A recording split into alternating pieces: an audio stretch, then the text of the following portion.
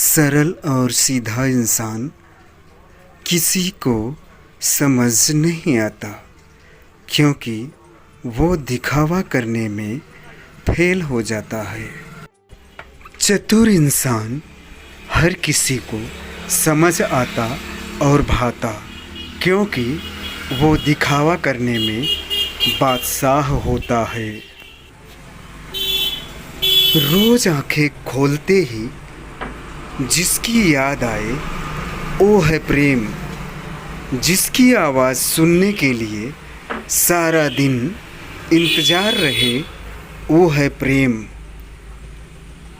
जिससे झगड़ा करने के बाद भी उसके मानने का इंतज़ार रहे वो है प्रेम। इस संसार में सबसे ताकतवर व्यक्ति वही है जो धोखा खाने के बाद भी लोगों की भलाई करना नहीं छोड़ता। नायक हमेशा दुश्मनों से लड़ते हैं और नालायक हमेशा अपनों से लड़ते हैं।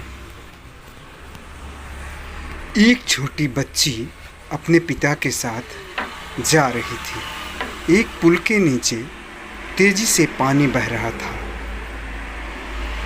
यह देख पिता ने कहा, बेटा डरो मत, मेरा हाथ पकड़ लो। तो बच्ची ने कहा, नहीं पापा, आप मेरा हाथ पकड़ लो।